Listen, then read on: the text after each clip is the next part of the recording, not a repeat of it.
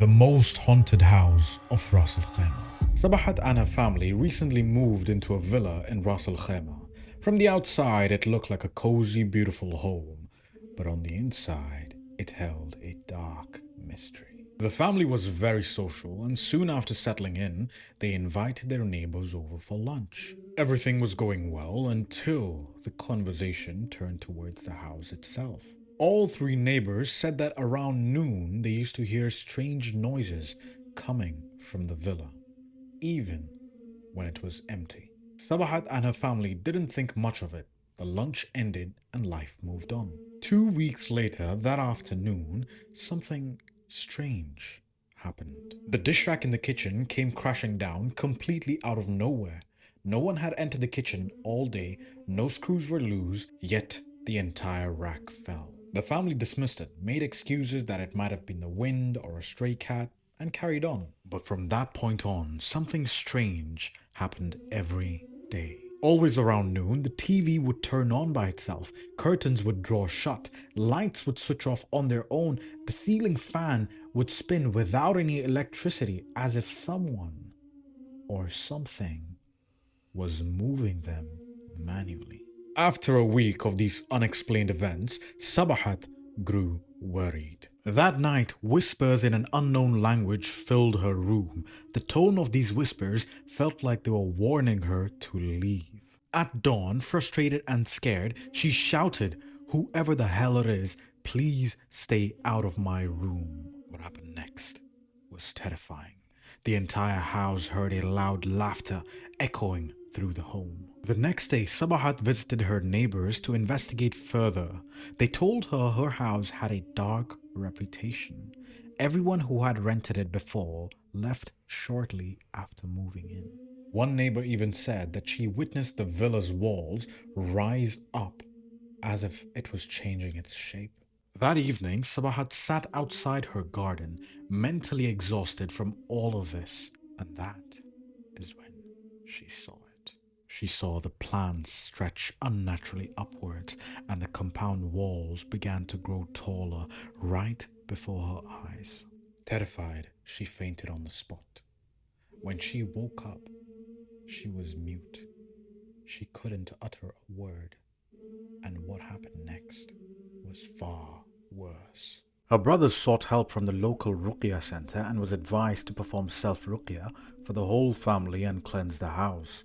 The next day, her brother called the center again, panicked and out of breath. He claimed that during their self-Ruqya, the family witnessed terrifying activity beyond imagination. The doors and windows had distorted, twisting and squeezing as if the house was changing its shape. But the worst part, Sabahat was dragged and now trapped in her room. No one could open the door. Her screams eventually faded. No one knew if she had fainted, fallen asleep, or something far worse. Only an elderly man from across the street dared to help, reciting Ruqya continuously outside her door. These incidents are far more common than you think. Click the link in my description to receive a PDF of Jinn protection duas to keep yourself and your family safe. Knowing the seriousness of this, the Ruqya Center deployed a team of 4 Raqis who rushed down to the villa. Upon arrival, the lead Raqi hesitated to enter, sensing something far more dangerous, beyond what they've ever encountered before. She ordered everyone to cleanse the outer walls and doors of the house first.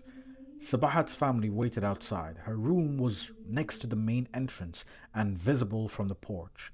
As soon as Quran recitations began, the entire atmosphere changed. It was deathly quiet. Neighbors were even asked to recite or play Ruqya loudly in support. Even the local imam and some worshippers from the masjid joined in to help. As the Ruqya continued, things intensified.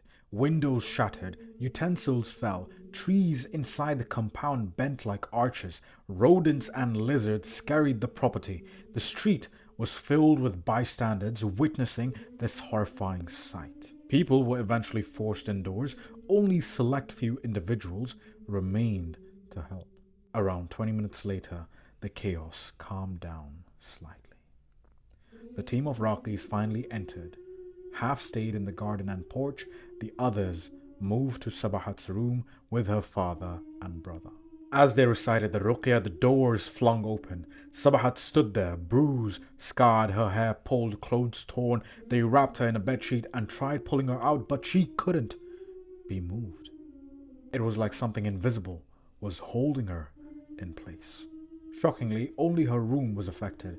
No other area was damaged. Upon investigation, they discovered that her room didn't even exist in the original blueprints of the house. Before it was renovated into being a part of the villa, it was a secret room used to perform blood rituals decades ago.